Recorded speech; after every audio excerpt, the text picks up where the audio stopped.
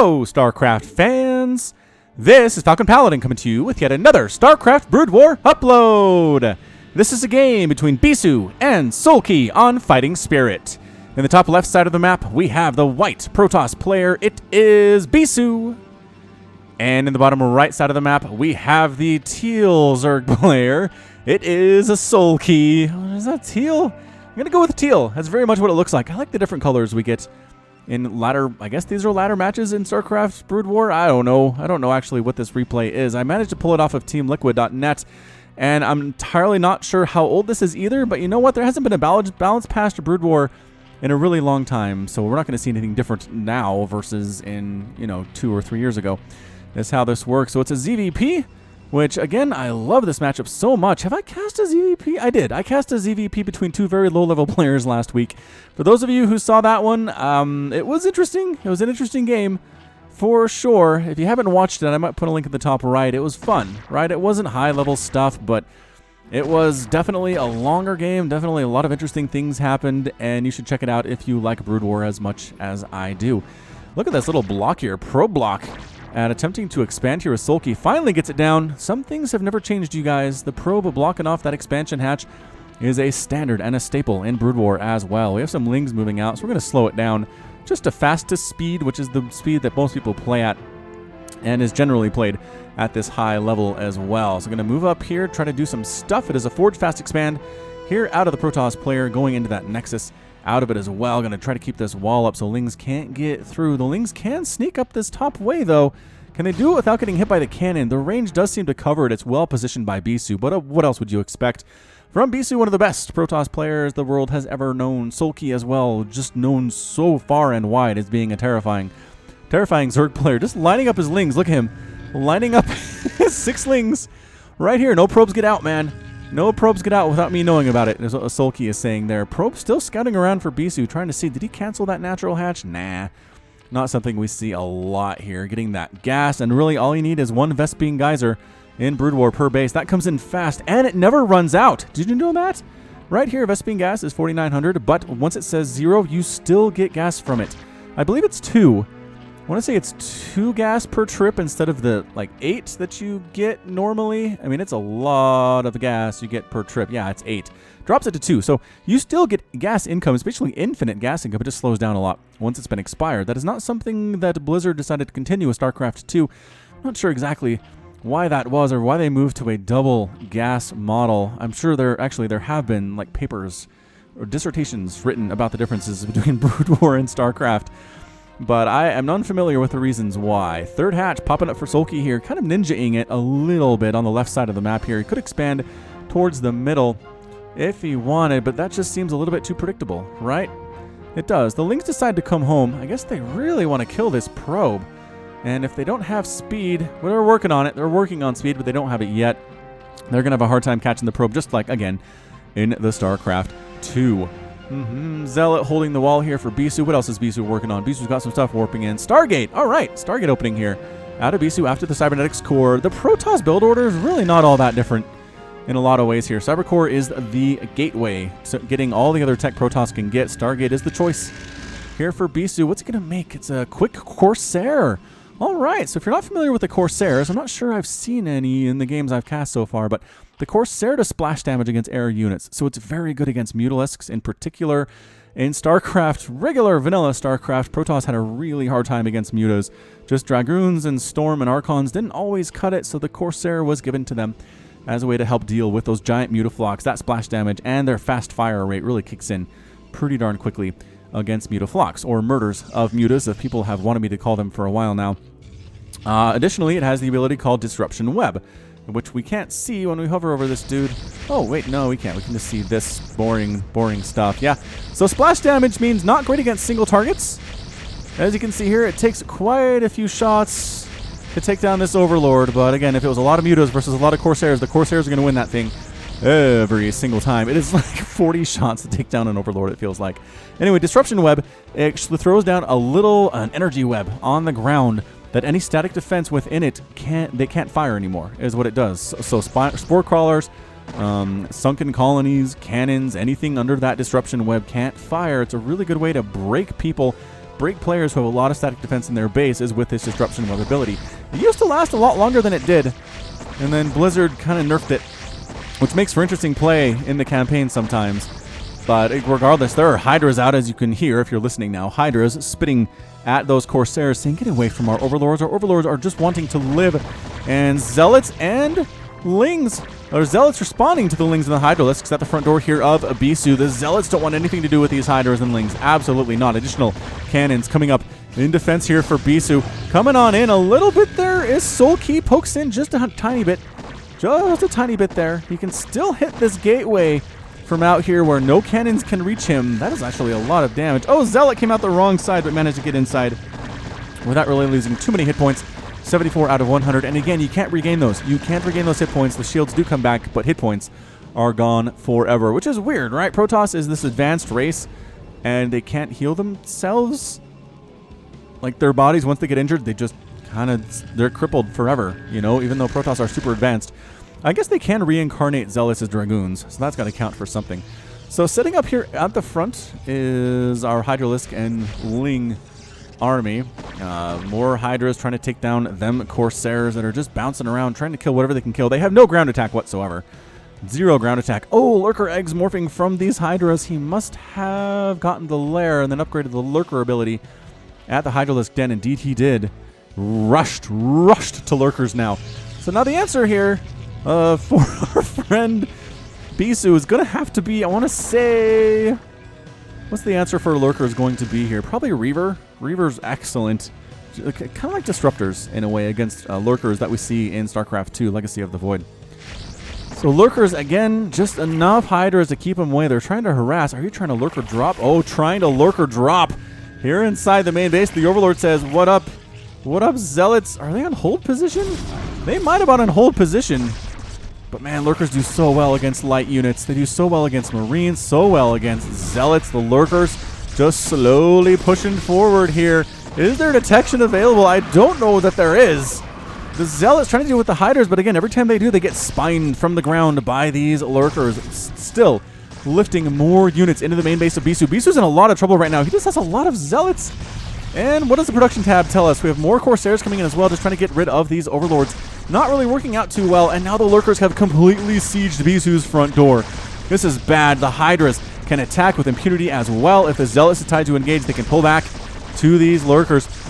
Also a big Hydra army trying to come to the front door, but a Zealot Corsair combination pretty good against this one. A lot of Overlords getting killed. The Corsairs are faster than Overlords, even if they have speed. This might turn in to something of a base race. Ladies and gentlemen, the Zealots coming in against these Hydras. Hydras being fairly protected. The Lurker spines are just tearing these poor Zealots apart. It is a bad place to be if you're a Zealot, but still, Hydras are getting cleaned out a little bit here and there. Got some Lings going after the probes as well. I think Bisu might just be straight up dead in the main base anyway. Reinforcing Hydras coming across the map. Soulkey is playing this extraordinarily well. Just extremely well here. The Hydras might all die, though. The Zealots are braving the spines to get rid of all the Hydras, which means the Overlords are dying at the same time. It's just the... Oh, there is detection. An Observer just came out. I saw that. I saw that Observer did not actually make note of what it meant until it was too late. So there we go. Once you can see the Lurkers, they die fairly handily at the hands of these Zealots. As you can see, is our Soulkey supply blocked? He is. He supply blocked 35 out of 44 total supply. That's not what you want to see. 44 total supply is too much. He's making additional Overlords, I have to assume, with his eggs. Yes, he is. Down here at his natural base. So it's 2 base to 2 base. This little Lurker Hydra thing did a lot of damage. I have to imagine a bunch of probes died here, but it looks like Bisu's pretty well saturated anyway at both of his bases, so maybe it didn't hurt him as much as I thought it would. Hydra's trying to get after this Forge, which is trying to upgrade the +2 attack. But within range of the cannons, the Forge is protected. These Hydras don't have the range necessary to get there, even with the range upgrade, which they have been given at this point in time. All right, more Lurkers, more Hydras. Soulkey says, if it ain't broke, don't fix it. We're going to go a lot of Hydras and a lot of Lurkers and just too many cannons here. Ooh, High Templar here as well. I wish I could tell if they had Storm. I don't know if they have Storm. Let's see if we can find... There's the Templar Archives working on Storm. It is upgrading, but it's not done yet. About 40% complete there. We're getting there. We are getting there with this upgrade. Hydra did find a little sweet spot where 2 of them can hit this Forge. And actually, did Bisu cancel that +2 attack upgrade? He must have. He must have canceled it because he didn't want to lose that upgrade when the Forge died. I'm not entirely sure if you get a refund if a Forge dies while you're upgrading like you do in StarCraft 2, but it's going to be a Zealot Corsair Storm combination here, which seems pretty good for Bisu here. Fairly standard as far as the meta is concerned for ZVP. Trying to get some lurker drops here. The natural base did kill some probes, but the lurker gets killed pretty much immediately as well. You dropping more stuff here inside the main? Yeah, trying to do some more lurker drops. And a spot possibly where the cannon can't see them. Can it detect him back here? Oh, there's an observer. Oh, but look at the positioning back here. The Zealots don't know what to do. Can they get back there to these... Oh, what positioning by these lurkers. I don't know if they can get hit while they're back here. It shuts down the mining entirely. In the main base of Bisu. What a great, brilliant move here out of Soulkey. Oh, the storms, though. The storms on top of the lurkers. One storm, almost enough to kill a lurker. It does take two. It does take two, which is quite a bit of energy out of these Templars. So the probe's not mining whatsoever. Got all these hiders at the front doors. Zealots going in anyway, but getting absolutely picked off one by these lurkers and these Hydralisks. Zealots wish they had that +2 attack, but they don't. The Forge at the front really cost Bisu in this game. Are these Hydras still here? Well, one Hydra is still here at 16 hit points. Trying to take down the Nexus by his own lonesome. Hydra is trying to bash on into this front door.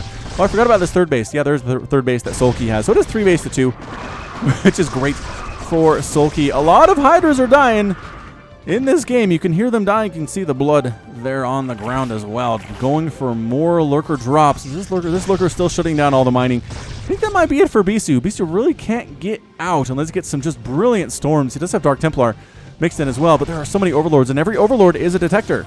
So it's just, that's horrific is what it is. Every Overlord is a detector. It's hard to be a cloaked unit in Brood War. Has a Zealot back here, though. Very smart. Dropping a Zealot back behind this mineral line so that the lurkers can't sit back there with impunity and just kill probes. Got Archons mixed in here. Another lurker ends up getting killed. So holding on for dear life is Bisu right now.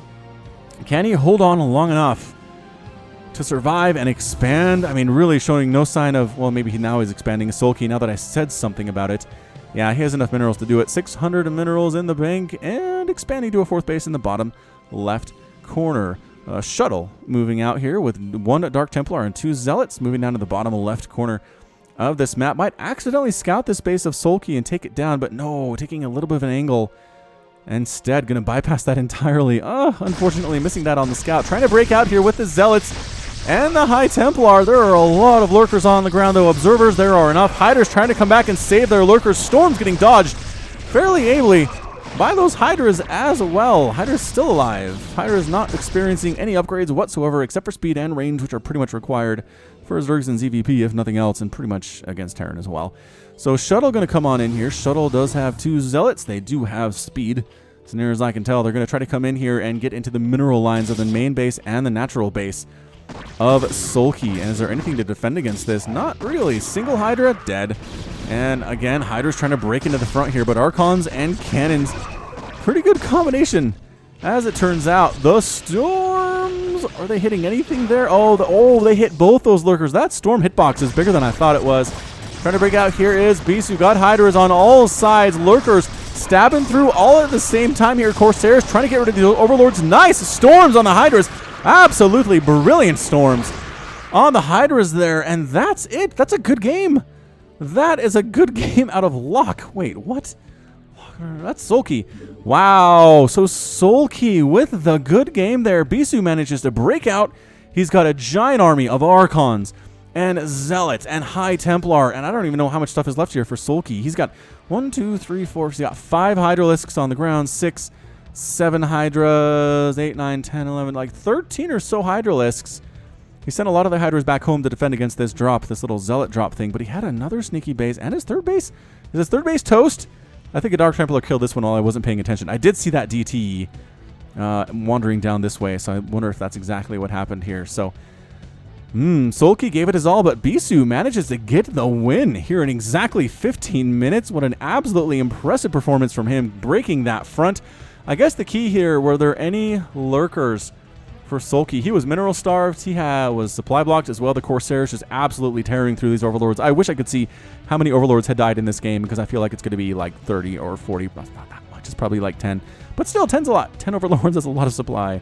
Yeah, here's that Dark Templar. Yep, he's got 4 kills. He probably was over here murdering stuff at this 3rd base and had the 4th base shut down as well. So Rough go of it for Soulkey, but Bisu, I mean, give him credit for hanging in there. Hanging in there against constant Lurker Hydra pressure. Lurker's behind his mineral line for some time. Didn't give up. Didn't quit. Continued to push. Continued to hold. These cannons saved his bacon more than once. And once the Archon High Templar Zealot Corsair combination was out, Soulkey had to tap out. So, good game indeed. All right, so that's going to be it from me. This has been Falcon Paladin coming to you with yet another daily Legacy of the Void upload. Go ahead and hit that like button. Hit the subscribe if you like what you saw and what you heard today. You can also catch me on Twitter, Facebook, and Patreon, all at /Falcon Paladin. And until next time, as always, thank you so much for watching, and you take care of yourself.